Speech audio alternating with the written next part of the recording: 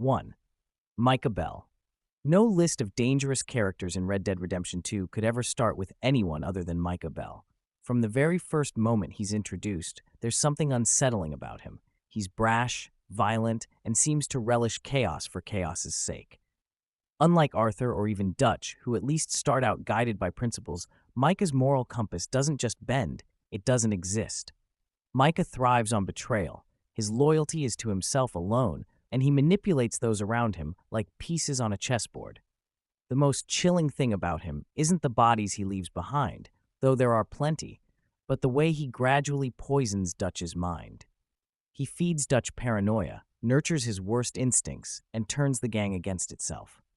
Micah's cunning ensures that danger doesn't always come from bullets. It comes from whispers in the ear, from the wrong idea planted at the right moment. By the time the gang collapses, Micha has engineered it all from the shadows, profiting off their destruction. He isn't just an outlaw with a quick draw. He's the rot that spreads until there's nothing left. That's why Micha Bell is, without question, one of the most dangerous men in the West. If you think Red Dead Redemption 2 is one of the best games ever made, please subscribe. 2. Dutch van der Linde. Dutch is the kind of danger that doesn't need to pull a trigger. His true weapon is his charisma. In the beginning, Dutch is magnetic, a visionary who convinces people like Arthur, Hosea, John, and the rest to follow him across the frontier. He preaches freedom, loyalty, and family, ideals that sound noble. But Dutch's charm masks an ambition that slowly morphs into obsession. The danger of Dutch lies in the way he makes you believe. He can justify atrocities as necessary sacrifices and cloak brutality in noble language. Even as he descends into madness, Dutch's followers cling to him, desperate to hold on to the dream he promised. That ability to control and manipulate makes him far more dangerous than any gunslinger. By the end, Dutch is not just an outlaw. He's a cult leader with a silver tongue and an itchy trigger finger. And the tragedy is that his downfall isn't sudden. It's a slow unraveling, pulling everyone around him into the abyss. Dutch's danger lies not only in what he does, but in the loyalty he inspires, loyalty that costs everyone dearly. Colm O'Driscoll. If Dutch is the mind of a dangerous outlaw leader, Colm O'Driscoll is his brutal reflection in the mirror. Colm and his gang embody the harshest edge of frontier violence. The O'Driscolls raid, kill, and terrorize not for lofty ideals, but for survival and greed. Colm himself is ruthless, pragmatic, and endlessly vengeful. The feud between Colm and Dutch isn't just gang rivalry. It's a cycle of bloodshed that spans years. Every encounter with the O'Driscolls drips with malice, whether it's an ambush on the road or a bloody shootout in the woods. Colm doesn't need manipulation or ideology. He rules by fear. His men are loyal because they know the cost of betrayal, and they thrive on cruelty. Colm's danger is in his relentlessness. Even captured and facing the gallows, he maintains a calm confidence that chills the bone. He represents the West at its most merciless, where grudges never die and violence is the only answer. 4. Angelo Bronte. In contrast to the ragged gangs of the wilderness, Angelo Bronte brings danger wrapped in civility. As the crime lord of Saint Denis, Bronte is the embodiment of corruption hidden beneath fine suits and polite words. He doesn't need to ride through the woods with a rifle. His wealth and influence make him untouchable. Bronte's danger is subtle, insidious. He pulls strings behind the scenes, manipulating politicians, police, and even Dutch himself. He lures the gang into his orbit, dangling the promise of wealth and respectability, only to exploit them for his own gain. Bronte doesn't simply kill his enemies. He erases them socially and economically, crushing them with his influence before finishing them with violence if needed. What makes Bronte terrifying is the way he represents the future. The Wild West is dying, and men like him are replacing it. Outlaws can be outgunned, but Bronte can't be shot off a horse. He controls the city itself. He is a reminder that the world Arthur and Dutch are clinging to is already slipping away, and the new order is just as ruthless, if not more so.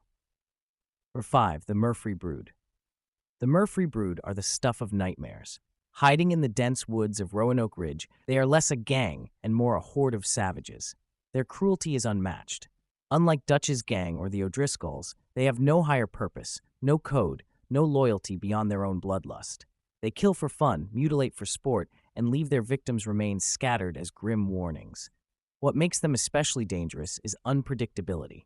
Outlaws like Colm O'Driscoll follow certain patterns: ambushes, robberies, power plays.